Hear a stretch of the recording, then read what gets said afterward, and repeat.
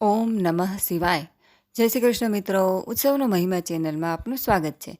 મિત્રો, શિવરાત્રિનો તહેવાર શિવ અને શક્તિનું પ્રતીક છે. આપણા હિન્દુ પંચાંગ પ્રમાણે મહાશિવરાત્રિ દર વર્ષે માઘ માસની કૃષ્ણ પક્ષની ચતુર્દશી તિથિએ મનાવવામાં આવે છે. આ વર્ષે મહાશિવરાત્રિ 8 માર્ચે ઉજવવામાં આવશે. આ દિવસે શિવ ભક્તો મંદિરોમાં જાય છે અને ભગવાન શિવ તથા માતા પાર્વતીની પૂજા કરે છે, વ્રત રાખે છે.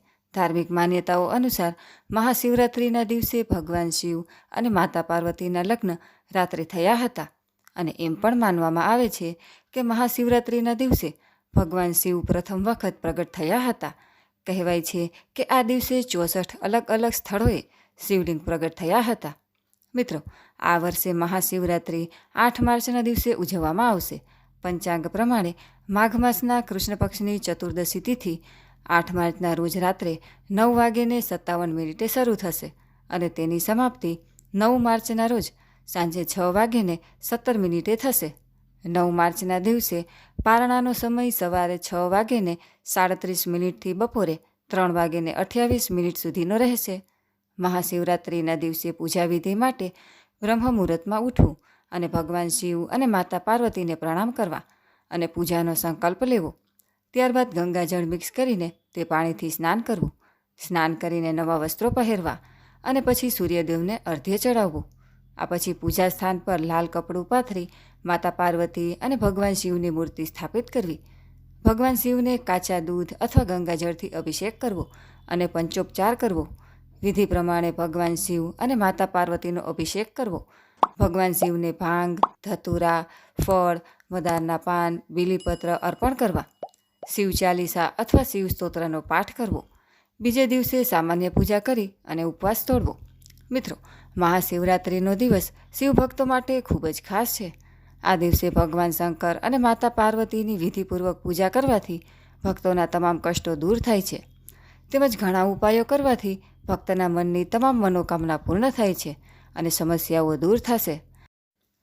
મનોકામના જલ્દી પૂર્ણ થાય તે માટે મહાશિવરાત્રિના દિવસે શિવલિંગ પર શુદ્ધ જળથી અભિષેક કરવો અને જળ ચઢાવતી વખતે ઓમ નમઃ શિવાય મંત્ર બોલવો અને શંકર ભગવાનની સામે 11 દીવા પ્રગટાવી અને પોતાની ઈચ્છા કહેવી.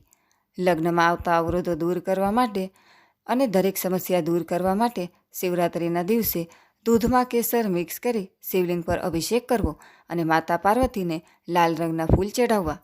ભગવાન શિવના આશીર્વાદ હંમેશા સાથે રહે તે માટે 21 બીલીપત્ર લેવા, તેને શુદ્ધ પાણીથી ધોઈ નાખવા અને તેના ઉપર ચંદનથી ઓમ નમઃ શિવાય લખવું અને ત્યારબાદ આ બીલીપત્રો શિવલિંગ પર ચઢાવવા.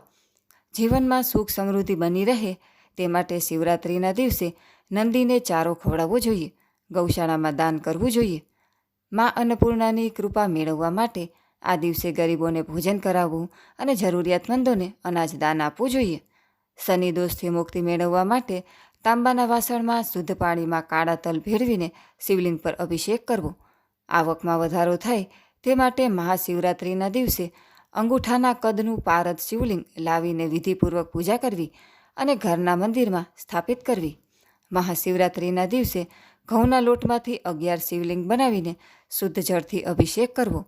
તેમજ એ બાબત ધ્યાનમાં રાખવી કે શિવલિંગની સાઇઝ અંગૂઠાથી વધુ ન હોવી જોઈએ.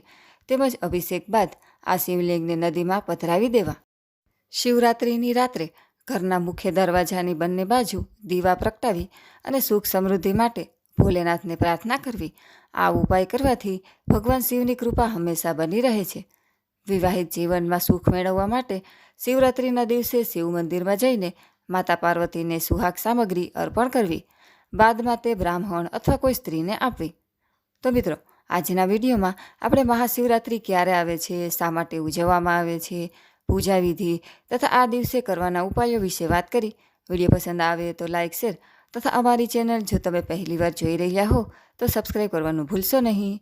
સર્વે ભક્તોને મારા જય શ્રી કૃષ્ણ.